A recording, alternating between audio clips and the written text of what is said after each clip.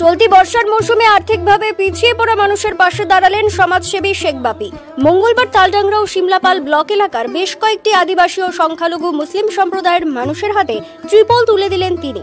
এমনকি অনেকের বাড়ির প্রায় ভেঙে পড়ে চালে উঠে নিজের হাতে ত্রিপল টাঙিয়েও দিতে দেখা গেছে তাকে।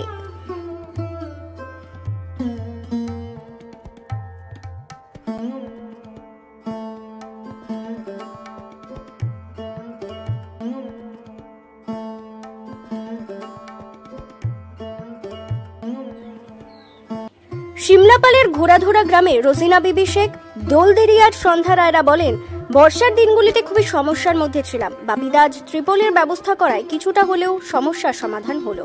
রোজিনা বিবি শেখ, শিমলাপাল থানার ঘোড়াধুরা গ্রাম বাসিন্দা। আমি বর্ষাতে খুব কষ্টের মধ্যে রয়েছি। বাপিদা এসে রদ্দার থেকে বাপিদা এসে আমাকে একটা ত্রিপল দিয়ে গেল।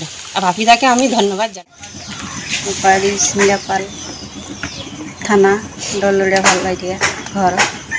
বাপি ভাই এসে আমাকে একটা ত্রিপল দিলে। শেখ বাপির এই মানবিক উদ্যোগে খুশি সংশ্লিষ্ট এলাকার মানুষ।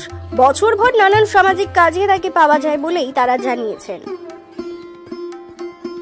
তালডাংরার লদ্দা গ্রামের বাসিন্দা শেখ বাপি এ প্রসঙ্গে এদিন বলেন, আমার স্বাদ অনেক সামর্থ্য সীমিত।